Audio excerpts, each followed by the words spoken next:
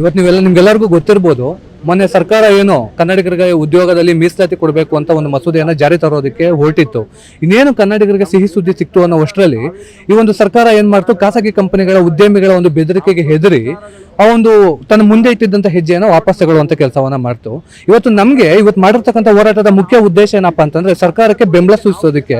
ಈ ಒಂದು ನಿಟ್ಟಿನಲ್ಲಿ ನೀವೇನು ಕನ್ನಡಿಗರ ಒಳಿತಿಗಾಗಿ ಒಂದು ಮಸೂದೆಯನ್ನ ಜಾರಿ ತರಬೇಕು ಅಂತ ನೀವು ಮುಂದಾಗಿದ್ರಿ, ದಯಮಾಡಿ ಹೇಳ್ತಾ ಇದೀವಿ, ಯಾವುದೋ ಖಾಸಗಿ ಕಂಪನಿಗಳ ಉದ್ಯಮಿಗಳಿಗೆ ಹೆದರ್ಕೊಂಡು ಈ ಒಂದು ಮಸೂದೆಯನ್ನ ವಾಪಸ್ ತಗೊಳ್ಳೋದ್ರ ಮೂಲಕ ನೀವು ಹೇಳಿ ಮುಖ್ಯಮಂತ್ರಿ ಅಂತ ಅನ್ನಿಸ್ಕೊಂಬೇಡಿ.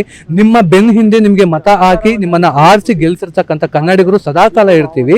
ಕನ್ನಡಿಗರ ಒಳಿತಿಗಾಗಿ ನೀವು ತಗೊಳ್ತಕ್ಕಂಥ ಒಂದು ನಿರ್ಧಾರ ಏನಿದೆ ಅದು ಯಾವತ್ತೂ ನಾವು ಬೆಂಬಲ ಕೊಡ್ತೀವಿ. ನೀವು ಹೆದರ್ಕೊಬೇಕಾಗಿರ್ತಕ್ಕಂಥದ್ದು ಕನ್ನಡಿಗರಿಗೆ ಹೊರತು, ಯಾರೆಲ್ಲ ಮತ ಹಾಕಿರ್ತಾರೆ ಅವ್ರಿಗೆ ಹೊರತು ಖಾಸಗಿ ಕಂಪನಿಗಳ ಉದ್ಯಮಿಗಳಿಗೆ ಅಲ್ಲ ಅನ್ನೋ ಮೂಲಕ ನಿಮ್ಗೆ ಬೆಂಬಲ ಸೂಚಿಸೋದಕ್ಕೆ ಒಂದು ಹೋರಾಟ. ಜೊತೆಗೆ ನೀವೇನು ನಿಮ್ಮ ಮುಂದೆ ಇಟ್ಟದಂತ ಹೆಜ್ಜೆಯನ್ನು ಹಿಂದೆ ಇಟ್ಟಿದ್ದೀರಾ, ಆ ಒಂದು ಹೆಜ್ಜೆ ಹಿಂದೆ ಇಟ್ಟಿರೋದ್ರ ವಿರುದ್ಧವಾಗಿ ನಮ್ಮ ಹೋರಾಟ.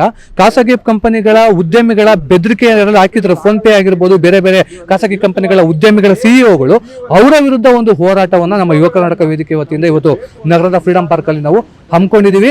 ಮುಂದಿನ ದಿನಗಳಲ್ಲಿ ಮುಂದಿನ ಸಂಪುಟದಲ್ಲಿ ನೀವೆಲ್ಲರೂ ಕೂಡ ಈ ಒಂದು ಕರ್ನಾಟಕದ ಉದ್ಯೋಗ ಕನ್ನಡಿಗರಿಗೆ ಮೀಸಲಾತಿ ಏನು ಒಂದು ಮಸೂದೆ ಇದೆ ಅದನ್ನ ಜಾರಿ ಮಾಡ್ತೀರಾ ಅನ್ನೋ ಒಂದು ನಂಬಿಕೆಯಲ್ಲಿ ನಾವೆಲ್ಲರೂ ಕೂಡ ಇವತ್ತು ಈ ಹೋರಾಟವನ್ನ ಸರಳವಾಗಿ ಮಾಡಿ ಮುಗ್ತಿದೀವಿ. ಮುಂದಿನ ದಿನಗಳಲ್ಲಿ ನೀವು ಜಾರಿ ಮಾಡಿಲ್ಲ ಅಂತಂದ್ರೆ ನಗರದಲ್ಲಿ ದೊಡ್ಡ ಮಟ್ಟದಲ್ಲಿ ನಾವು ಹೋರಾಟವನ್ನ ನಮ್ಮ ಯುವ ಕರ್ನಾಟಕ ವೇದಿಕೆಯಿಂದ ಮಾಡಲಿದ್ದೇವೆ.